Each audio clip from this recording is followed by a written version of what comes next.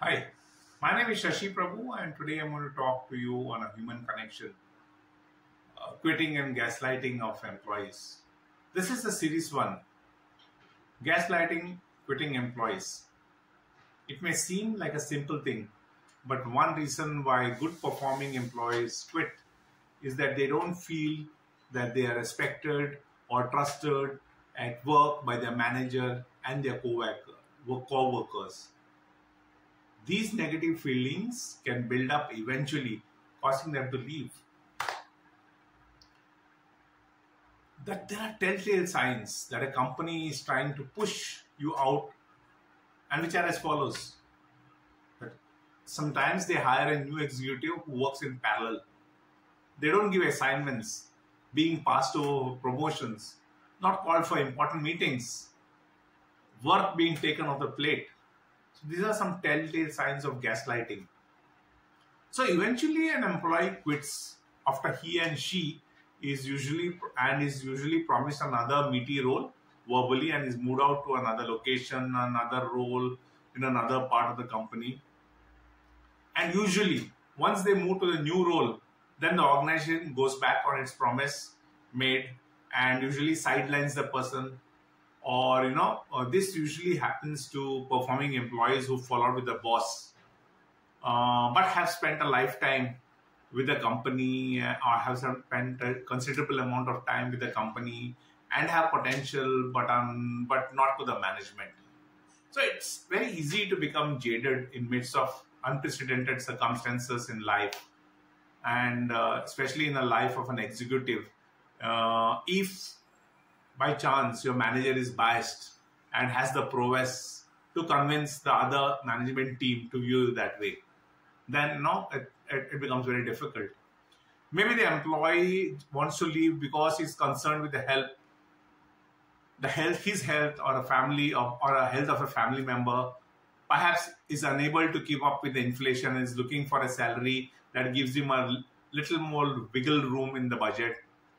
Maybe he or she is looking for a different role to move ahead in career, or even to take a career in a different direction, in a different location, in a company of his or her dream choice.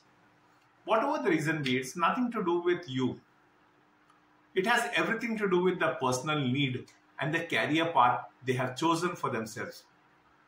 However, attitude though can make it personal and have repercussions beyond the current situations.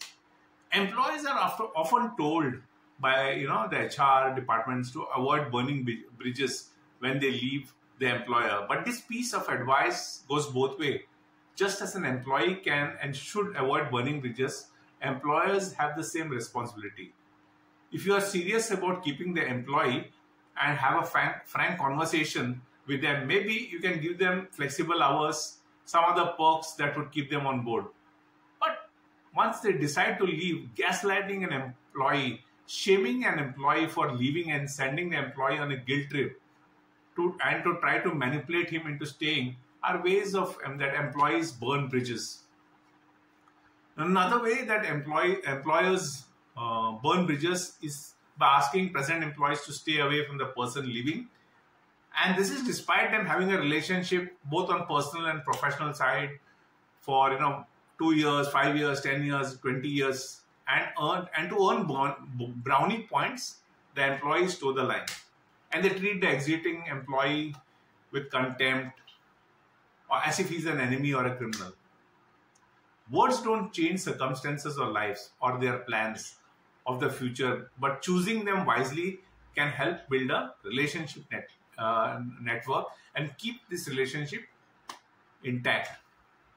Does this ring a bell? Have you ever been gaslighted, or do you know anybody who has been gaslighted? This is part one of my thoughts. In the last 3 months, at least 10 of my acquaintances have gone through this gaslighting, and that's the reason I decided to make a video, as I got one of my ex-colleagues talking to me. And gaslighting is an emotional abuse to burn sanity. It is an attempt to change the truth. It is mind control that makes victims doubt their reality. Being a victim of gaslighting in my previous organization, I can fathom this. people who I worked with, nurtured, mentored, some of whom I spotted and developed their outlook, shunned me and continue to shun me like plague. So, I mean, I moved on. So I've left those badges and kept down my dead weights. The gaslighter has been successful to confuse, intimidate, and disempower people for the purpose of control and promoting abuser interests. But moving away and ignoring is the way forward. The earlier the baggage is unloaded and the dead weight dropped, the more meaningful the life is. These are some of the thoughts that I leave you with. It's late Saturday night here in Thane. And signing off, Shashi Prabhu.